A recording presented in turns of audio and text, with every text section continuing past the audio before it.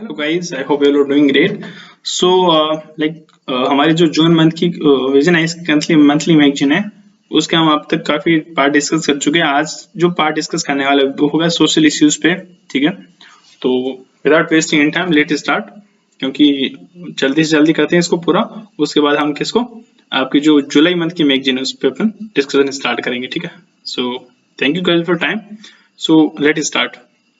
तो आपने देखा होगा रिसेंटली क्या हुआ, नीट यूजी जो नीट का पेपर था वो लीक से रिलेटेड काफी आउटरीच देखने को मिला। उसके बाद जो यूजीसी नेट्स के एग्जामिनेशन हैं उस पे भी पेपर लीक का सामने आया। ठीक है, मैटर तो बेसिकली एग्जाम कंडक्ट करवाता है आपके एनटीए। ठीक है, तो इसके बारे में अपन पढ़ेंगे एनटीए क्या मतलब, क्या किसने बनाया, क्या बनी, तो हमने देखा ही है। तो अब जो उसके बाद जब पेपर लीक के केसेस सामने आए तो उन्होंने जो मिनिस्ट्री ऑफ हमारी एजुकेशन, यूनिवर्सिटी ऑफ एजुकेशन, उन्होंने हाई लेवल की कमेटी अपॉइंट की है अंडर चेयरमैनशिप डॉक्टर राधाकृष्णन।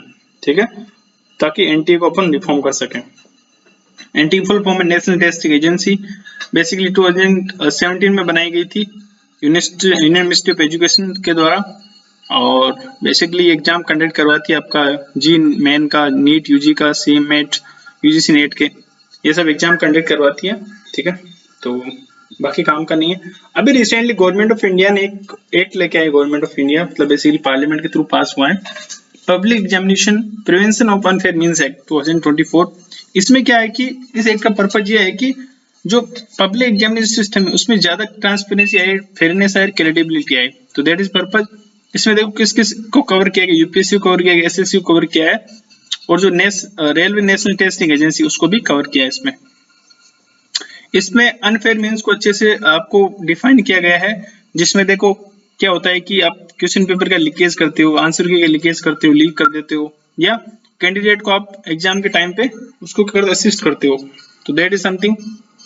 और आप जो कंप्यूटर उसके साथ एग्जाम होता है उसके साथ टेम्परिंग कर रहे हो, तो वो भी एक तरह से अनफेयर मीन्स के अंडर आता है। इसमें देखो दो तरह के लोग होते हैं, एक तो जो एग्जाम मतलब फेक एग्जाम में जो कैंडिडेट खुद बैठता है, एक होता है जो उसकी हेल्प करता है, जिसे सर्विस प्रोवाइडर बोलते हैं। तो उसके लिए अगर कोई डमी कैंडिडेट या मतलब ऐसे वो करते, क्या करता है, नकल करते पकड़ा गया, तो बेसिकली उसके लिए 3 साल से 5 साल के बीच उसको इम्प्रिजमेंट हो सकता है, और 10 लाख तक का फाइन हो सकता है। ठीक है, 10 लाख रुपीज तक।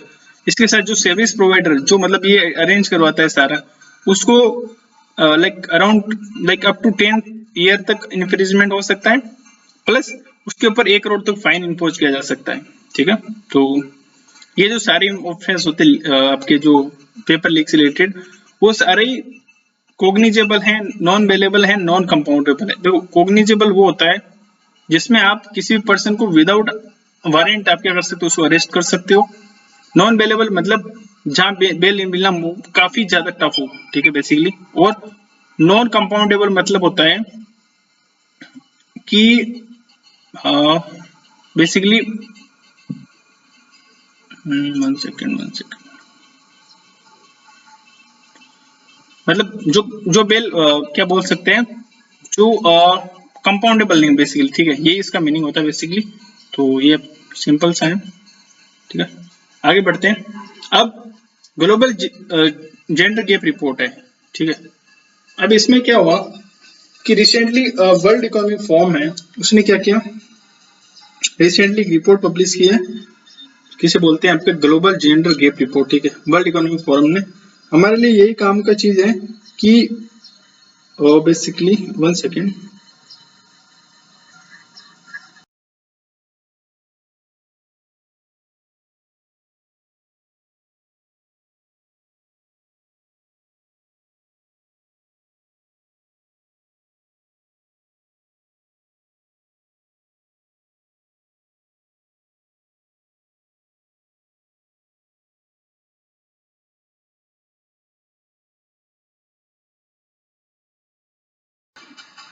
हाँ, सो आई वाज टॉकिंग अबाउट कि ग्लोबल जो ग्लोबल जेंडर गैप रिपोर्ट है वो वर्ल्ड इकोनॉमिक फोरम पब्लिश करता है एवरी ईयर, आपको पता ही होगा। ठीक है, इसमें कुछ इंडेक्सेस होती हैं, इसकी हेल्प देखो ये निकाला कैसे जाता है, ये निकाला जाता है ग्लोबल जेंडर गैप इंडेक्स है।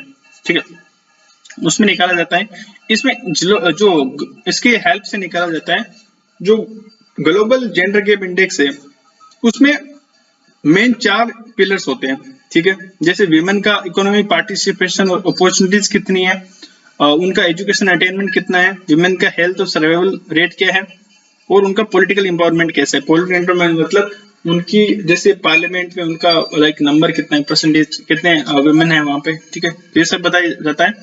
इंडिया की रैंक और ज्यादा बुरी होती जा रही है क्योंकि पिछले साल 19 लाइक 127 थी, अभी 129 हो गई है, जो कि बांग्लादेश से भी वीक है।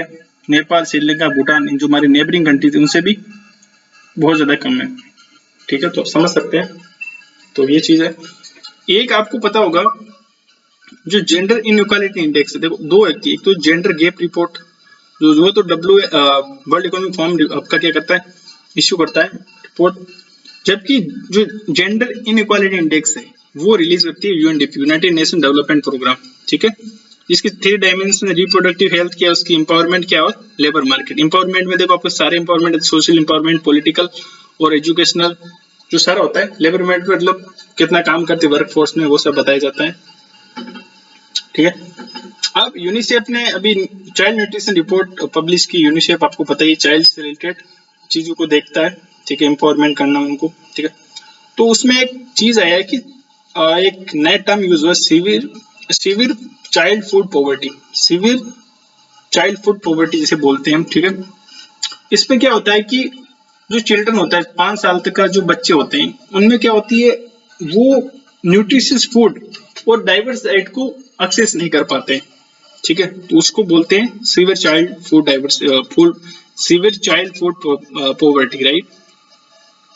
इंडिया में इसकी फाइंडिंग्स में बताया यूनिसेफ की फाइंडिंग में कि इंडिया में 40% चिल्ड्रन ऐसे हैं जो कि सीवियर फूड पॉवर्टी से जूझ रहे हैं बेसिकली, जो कि अफगानिस्तान के बाद सेकंड हाईएस्ट। इवन पाकिस्तान में भी इसका अच्छे हालात हैं, आप समझ सकते हो। तो इंडिया की हालत बहुत खराब है इस मामले में, ठीक है, समझ सकते हैं आप इसको। इंडिया के इनिशिएटिव काफी लिए हैं चाइल्ड केयर को अच्छा बनाने के लिए, जैसे इसमें सक्षम आंगनवाड़ी प्रोग्राम हो गया या पोषण 2.0 हो गया, जिसमें मैटरनल न्यूट्रिशन, इन्फेंट और यंग चाइल्ड बेयरिंग नॉर्म्स को काफी ज्यादा मतलब उनको हेल्प करने के लिए प्रोविजंस किए गए हैं। इसके साथ ही जो पीएम पोषण है, जो मतलब मिड डे मील में अब आपका जो स्कीम है उसमें मिलेट्स को भी इंट्रोड्यूस किया गया बेसिकली, ठीक है। अब देखो ये कुछ 8 मतलब डाइट्स हैं, ठीक है। अगर इनमें से कोई बच्चा 5 डाइट भी कंज्यूम कर लेता है ना इनमें से, ठीक है, तो वो जो चाइल्ड फूड पॉवर्टी के बाहर आ जाता है। मतलब अगर इनमें से बच्चा कोई 5 मतलब 5 भी कंज्यूम नहीं कर पाता ना इनमें से कोई भी, तो वो चाइल्ड फूड पॉवर्टी का शिकार है, मतलब विक्टिम है वो बेसिकली। तो इसमें से देखो ब्रेस्ट मिल्क मतलब, ठीक है, और ग्रेन्स, फ्रूट्स, ये ट्यूबर्स जो आप ग्रेन्स जैसे राइस वगैरह, व्हीट हो गया, पल्सेज होगी, डेयरी प्रोड्यूस हो गए, जो आपके फिश वगैरह हो गए, मीट जो कि नॉन वेजिटेरियन चीजें, एग्स हो गए आपका, विटामिन ए रिच फ्रूट्स हो गए, अदर फ्रूट्स एंड वेजिटेबल्स। अगर इनमें से कोई 5 प्रोडक्ट्स मतलब 5 भी कंज्यूम कर लेता है वो प्रोडक्ट्स, ठीक है, ठीक है, तो वो फूड चाइल्ड फूड पॉवर्टी का विक्टिम नहीं है। सो 1 सेकेंड गाइस, एक्चुअली अभी देखो हमने डिस्कस किया था जो आपका क्या बोलते हैं कि नॉन कंपाउंडेबल। इसमें क्या होता है नॉन कंपाउंडेबल में कि एक तो कंपाउंडेबल में क्या होता है, जैसे 2 पार्टीज है, ठीक है, एक हो गया आपका विक्टिम, एक हो गया अक्यूज्ड, 2 पार्टीज है, राइट। अब सपोज करो किसी के घर पे चोरी हुई है, ठीक है, इसने चोरी किया, मतलब एक्यूज ने चोरी किया और ये विक्टिम है घर पे, ठीक है, ये इसका मतलब विक्टिम बेसिकली। अब हुआ क्या कि एक टाइम के बाद इन दोनों ने क्या कर ली, सुलह कर ली, ठीक है। मतलब चोरी ऐसा क्राइम जिसमें आप सुलह कर सकते हो बेसिकली, मतलब सुलह इन सेंस आप कॉम्प्रोमाइज कर सकते हो, कंसिलिएशन कर सकते हो, एग्रीमेंट मतलब ऐसे कॉम्प्रोमाइज कर सकते हो, ठीक है। तो होता क्या है, कंसिलिएशन कर ली इन्होंने, तो इन्होंने बोला कि हम अब पुलिस को वापस लेते हैं, ये जो विक्टिम बोलता है कि हम वापस लेते हैं, तो इसे बोलते हैं कंपाउंडेबल ऑफेंस। क्यों? Theft is a compoundable offence. Theft देखो, थेफ्ट में भी कई टाइप्स होते हैं, थेफ्ट में एक थेफ्ट विद मर्डर, वो कंपाउंडेबल ऑफेंस नहीं होता बेसिकली, तो समझ सकते हो। तो कंपाउंडेबल नॉन कंपाउंडेबल ऑफेंस में क्या होता है, आप समझौता नहीं कर सकते, मतलब अब जो भी होगा वो जुडिशियल प्रोसेस के थ्रू ही होगा, जो भी जस्टिस मिलेगा, तो ये डिफरेंस होता है, राइट। नेक्स्ट हम बात कर रहे थे चाइल्ड लेबर की, ठीक है। तो अभी रिसेंटली 25th एनिवर्सरी है कुछ जो ILO जो इंटरनेशनल लेबर ऑर्गेनाइजेशन का कन्वेंशन नंबर 182 है, जिसमें जो किसकी बात करता है, worst form of child labour की बात करता है। बट इतना इंपॉर्टेंट नहीं है, क्योंकि अगर ILO की खुद की कन्वेंशन होती है ना, मतलब लाइक ILO खुद लाइक 25 ईयर ऐसा होता है ना कुछ, तो उसका इंपॉर्टेंट होता है, बट इतना इंपॉर्टेंट नहीं है। बट इसकी फाइंडिंग्स इंपॉर्टेंट है कुछ, जैसे इंडिया के बारे में इन्होंने बताया कि लाइक 10.1 मिलियन चिल्ड्रन, मतलब अराउंड 111 करोड़, तो बोल सकते हैं इतने चिल्ड्रन क्या कर रहे हैं, अभी वर्किंग कर रहे हैं, as either as main worker और मार्जिनल वर्कर। तो आप समझ सकते हैं कि जो कि टोटल पॉपुलेशन चिल्ड्रन है उसका 3.9% इतना मतलब लोग बच्चे काम कर रहे हैं, ठीक है।